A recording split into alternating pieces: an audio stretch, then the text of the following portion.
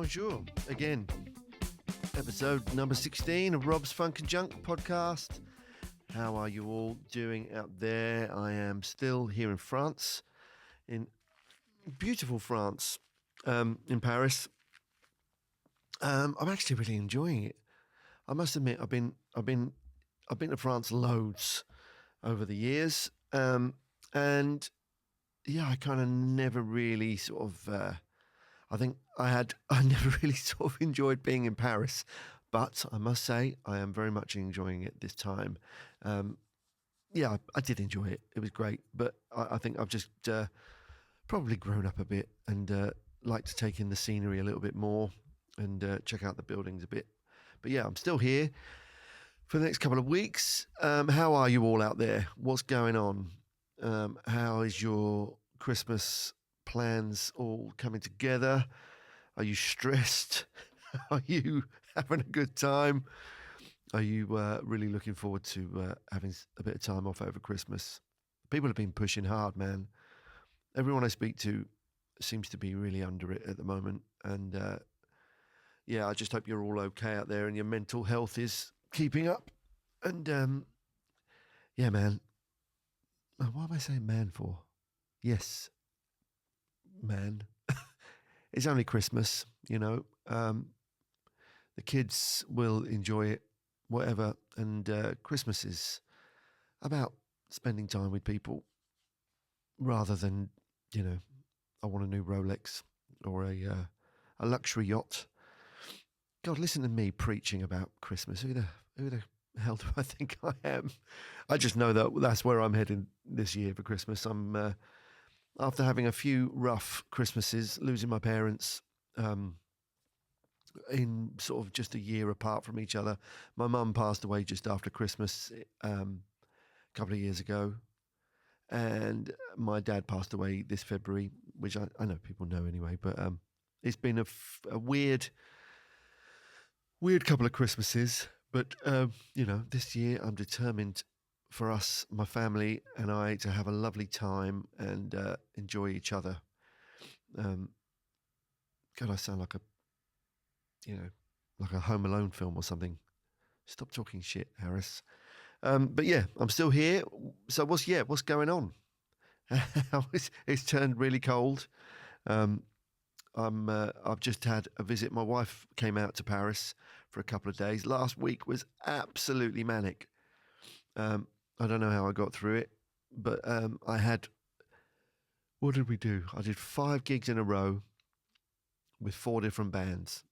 So I had an era show, I had a Jamiroquai show, I had another era show, I had another Jamiroquai show.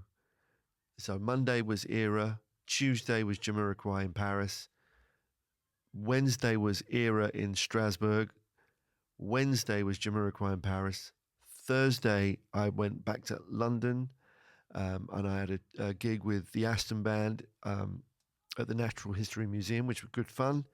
But that was really late, got back really late from that one.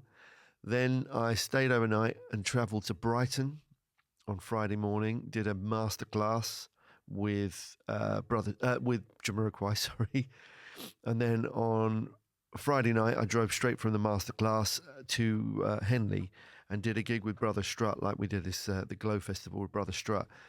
And then I came straight back home, picked my wife up. We then left for Paris in the morning, sort of mid-morning, got in on the Eurostar, and then had an amazing meal in Paris at this lovely vegan restaurant called Messa de Hoy. Not many vegan restaurants in Paris. I think, you know, France is not really massive on the old vegan thing. You can get a few bits, but this was completely plant-based and it was really, really lovely. So we had that. Sat in the hotel bar, which was kindly hooked up by Mr. Richard Hughes, who's a lovely, lovely man. Thanks, man. Thanks. We both loved it. Thanks, Rich. He sorted us out a really nice hotel to stay in Paris.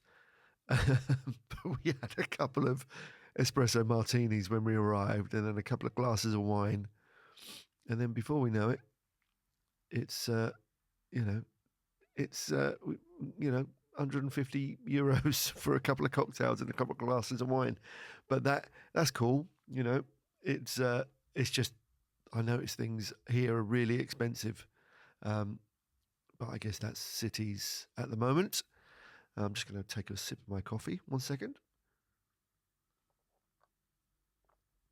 Um, so yeah, I've just decided to do the podcast. I was going to get Paul roped in today, Paul Turner. We have discussed it, but I'm gonna. He's definitely up for having a chat on the podcast and Netta.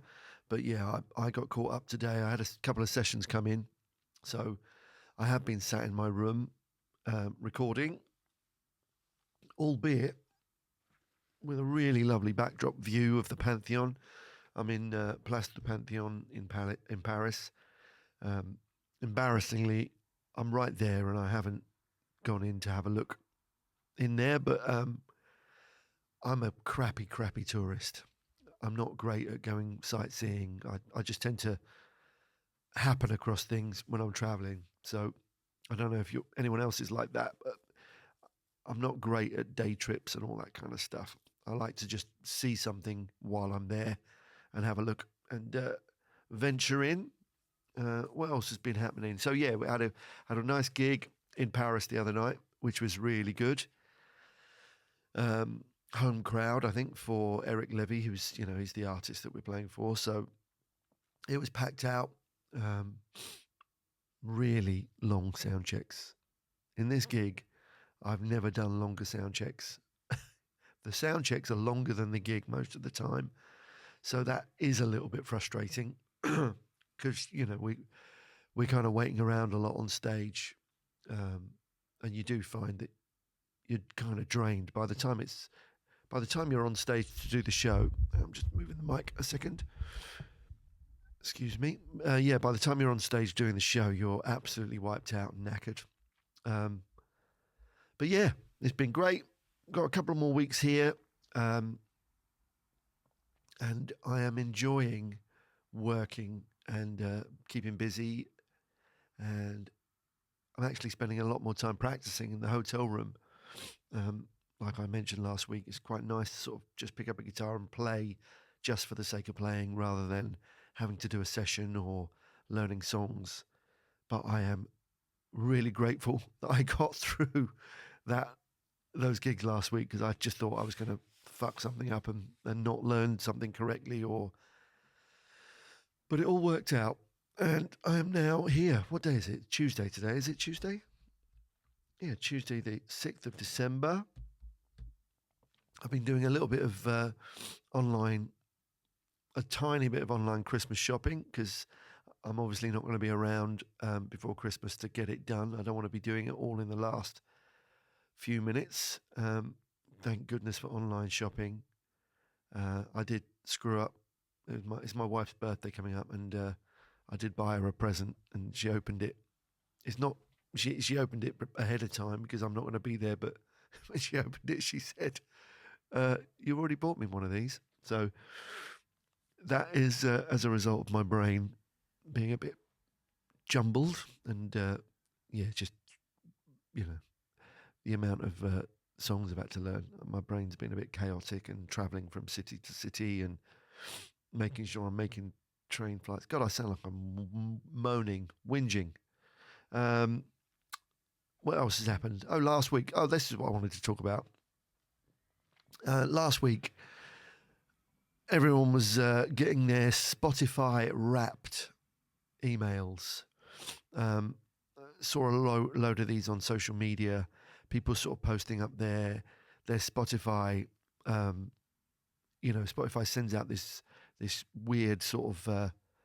I mean, it's kind of cool, I guess. But I just took it upon myself. What it is basically is the statistics of how many streams you've had as an artist. So if you're a member of Spotify, if you're a Spotify artist, which you have to be to release your own music, you get a breakdown of your plays, your amount of streams.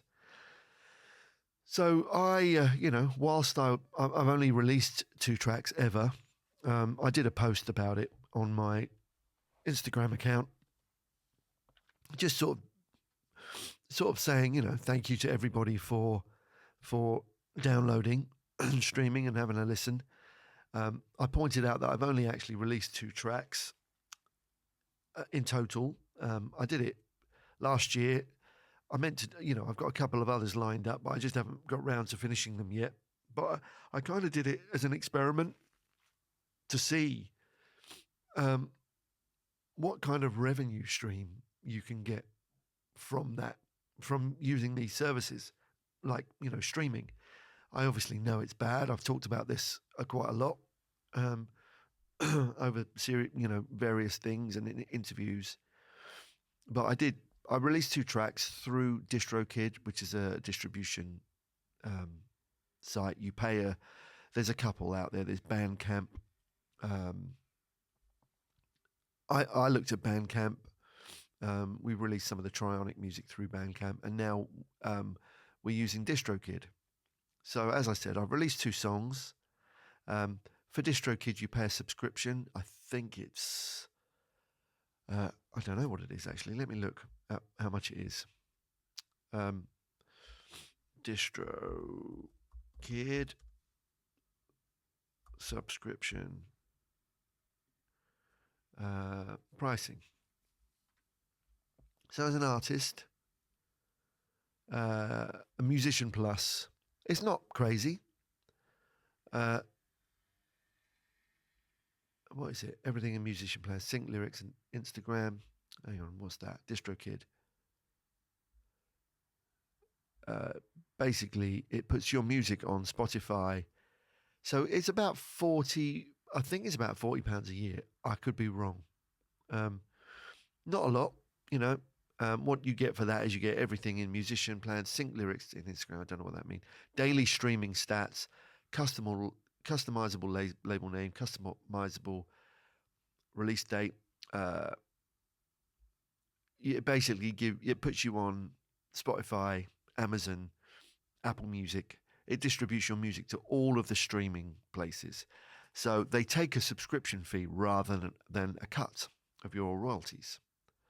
So, and it's cool. It's a great service. It's brilliant. I don't have any gripes with DistroKid at all. But anyway, you get this Spotify Wrap thing, and it's basically this thing that gets sent to your email address, and it's for you to distribute. How many streams you've had. Let me find mine here. So, I have had, just on Spotify, not on Apple Music. I don't know. I haven't looked at the statistics for that yet.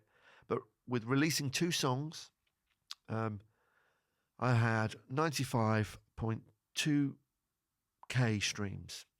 I've got 51.5k, 51,500 listeners. My music's been streamed in 145 countries, and I've had 6.1 thousand hours of music played just with 2 tracks, which is fucking awesome. I'm really chuffed at that. But then I decided to post up what my actual income revenue was from that, and when I did it, it basically, you go into your DistroKid account and you see basically that. One second, my phone's just ringing. 1 second. Hang on, sorry, I've got to get the phone. I'll be back in 1 second. Huge apologies about that. Yeah, sorry, it was my other half calling me about Christmas decorations. So, yeah. Where was I? So, yeah, I was talking about going into the DistroKid account to see how much money you've earned, revenue. And please, I'm not moaning.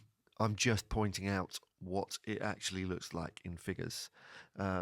So I went in to have a look, had those figures of streaming.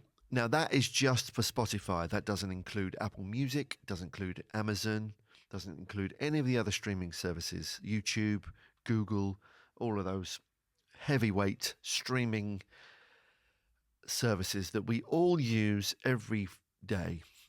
Everyone's using them.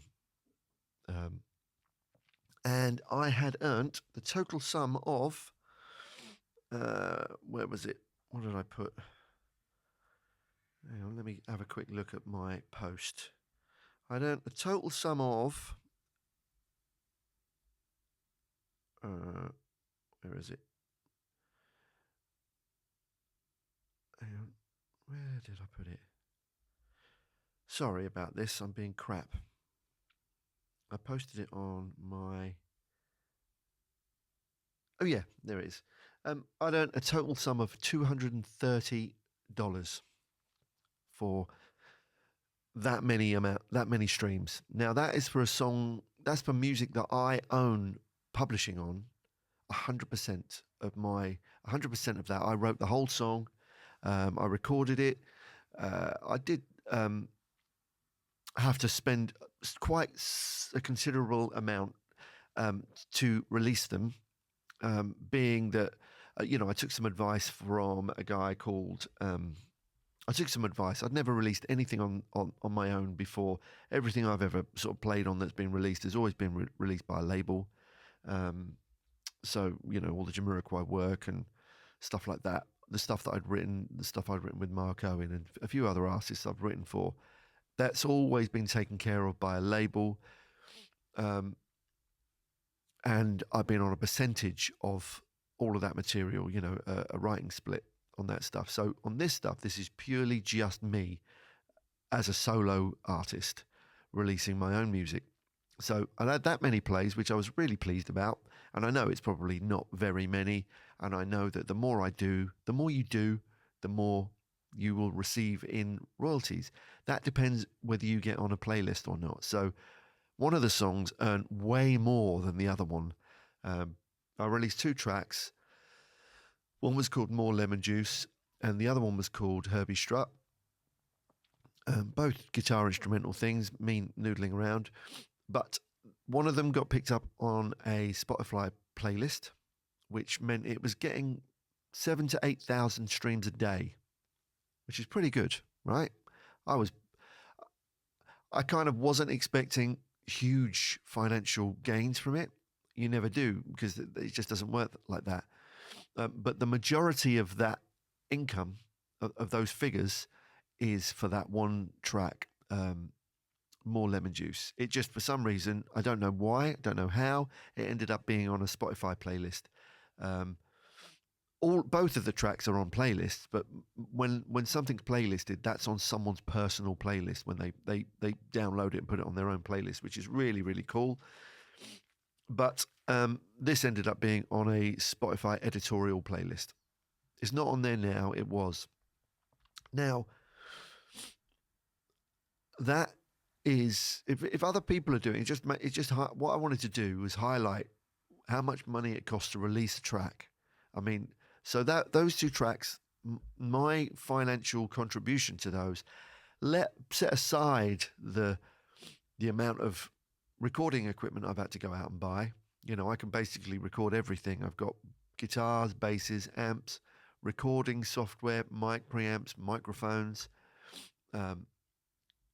hundreds of thousands of pounds worth of equipment that I use to record that stuff. And I know you don't need that stuff to do it, but that's what I have. I use it in my other work. But as I was going, I'll go back. I took advice of someone who said, before you release anything, you need a video. So I took it upon myself to find someone who could do like a graphic video, a computer graphic video. Now that I sort of spoke to a few people, was recommended someone. I put the feelers out on social media. Sorry, that's my email coming in. And got in touch with this guy who did an amazing job. I had to film some green screen stuff of myself, so I stood in my own kitchen, standing, looking like a plum. I stood on my driveway because I needed a big enough space to get the thing done. And I sent the video footage over. He then did a load of amazing work. That cost me, for that work, it cost £600. I had mastering done on the tracks and some mixing done. on one track. So basically, one track pretty much cost £1,000 to produce and release. Herbie Strutt, I just had some horns playing on that track. I used the what were they called? The Triple H horns, which were brilliant. I just sent the tracks off. They put some amazing stuff on there, and that wasn't an amazing. It wasn't a huge fee for that. They gave me a really decent rate, but overall, to release two songs, it was about £1,000. So I just wanted to people to be aware that that amount of plays earned me $230. Now, I could have done a lot more. What it's basically made me do is it's made me realize that anything I do in future to release on my own, I need to do a lot more myself. I need to figure out how to do my own video, which then costs you money because you've got to buy the software and the cameras. Because you need a video nowadays to release, or I'm told you need a video to release some music. So, yeah, I just thought I'd post it up so people could get an awareness. I don't think people understand how hard it is to make an actual living out of releasing your own music.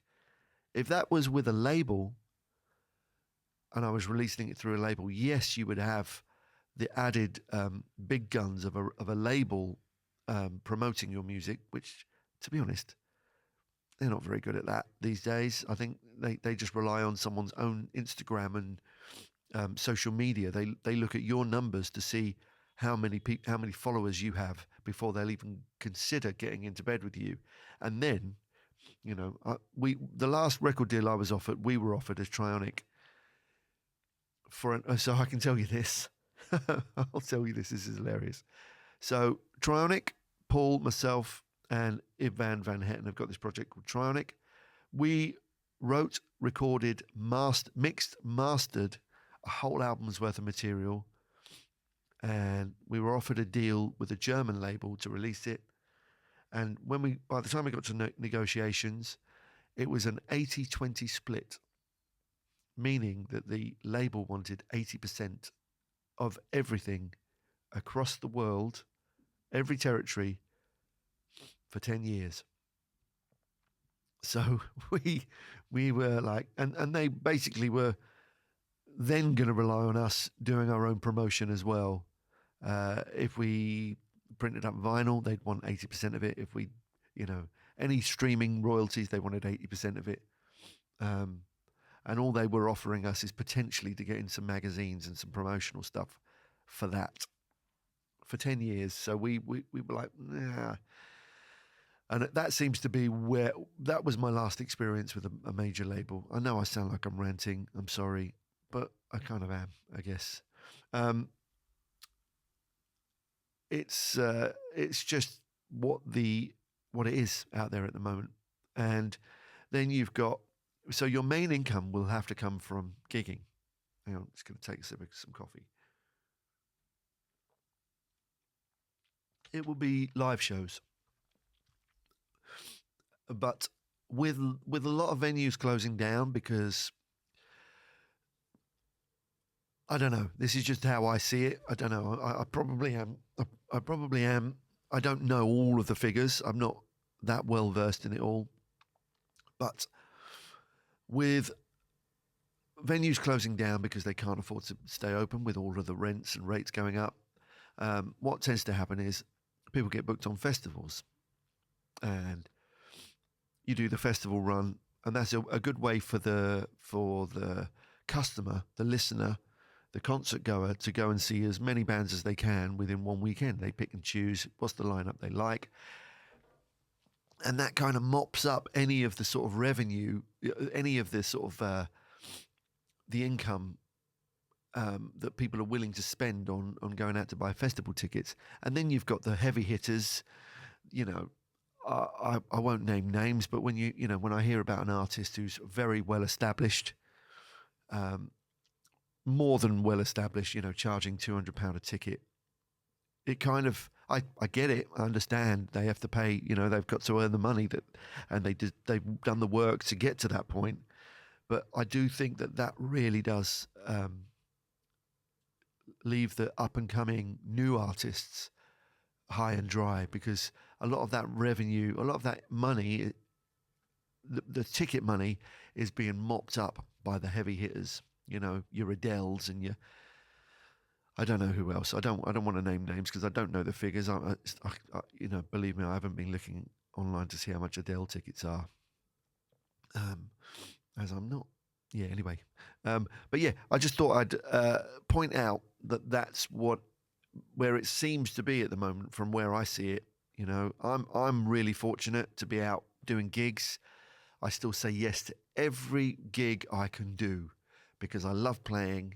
Um, I'm playing with established acts, but I'm also playing with I do a lot of sort of smaller sort of corporate gigs as well.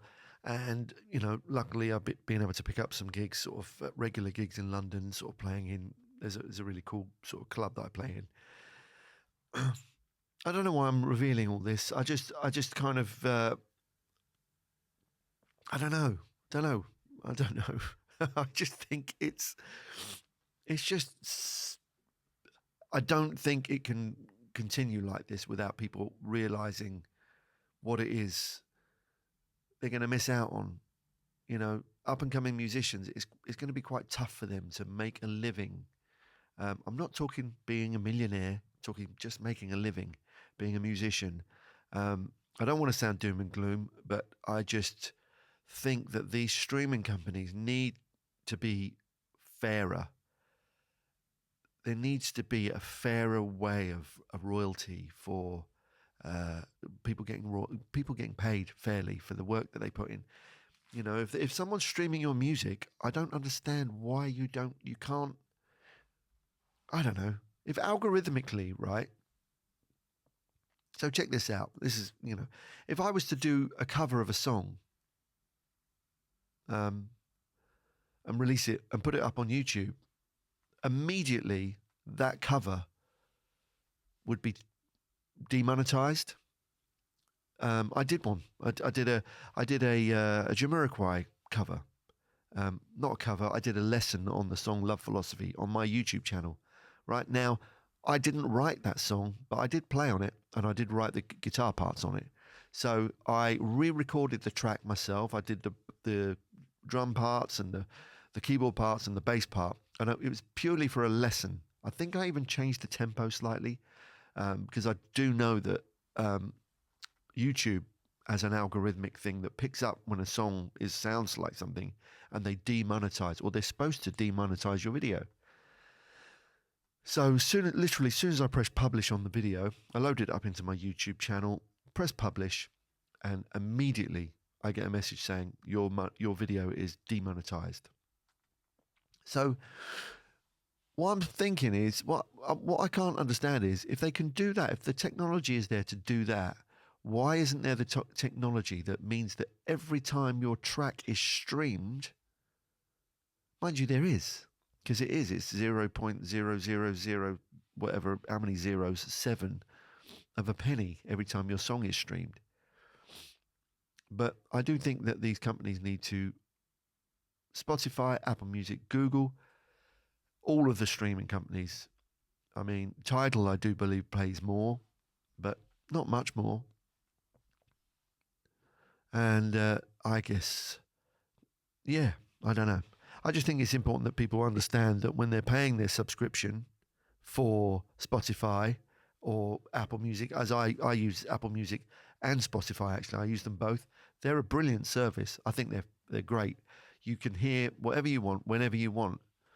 I just think the money should be distributed fairly. When you listen to, I don't know this for a fact, but I can imagine if you were to listen to something like Crowded House or Corey Wong, or I'm just trying to think of other artists. I can't. My brain's blank. Van Halen, for example. Really shitty. Actually, why am I coming up with those names? Anyone. anyone other than the top echelon of, you know, the top meat being, you know, Ed Sheeran, Taylor Swift, Adele, Dua Lipa, though Harry Styles. If you're listening to them, those artists, they are the upper echelon of artists that will receive a fair royalty from. They'll have struck up a deal that demands that they won't have their music on those streaming services unless they get paid fairly, which means that when you're listening at home to, um, I don't know, as I said, Crowded House, Fleetwood Mac, whoever, they won't be receiving that share of your £10 a month or your £15 a month. That's as far as I know it. I did have a conversation with a mate of mine the other day, and he thinks it's a good system, but I just don't think. I think it could be fairer. I definitely think it could be fairer, and I do realise I sound like a ranting old man. I don't think anyone's going to listen to me, Rob Harris, sat in a hotel in France, um, complaining about a fair royalty, but something definitely needs to be done. Um, if anyone's out there that has, you know, someone had the idea, right, out there to do a streaming service. I know that guy, whatever his name, Sean, I don't know, the guy that did Napster. He was played by Justin Timberlake in that Facebook movie. Sean Parker, I think that was his name. What, I don't know the guy, but what a asshole that guy was. Basically, just to kind of develop this thing that kind of deconstructed the industry, and then other things came into play like iTunes, so that there was a royalty. And then Spotify came along, and Spotify is the market shareholder of that service, and it's a brilliant service, but it's not brilliant for the creators.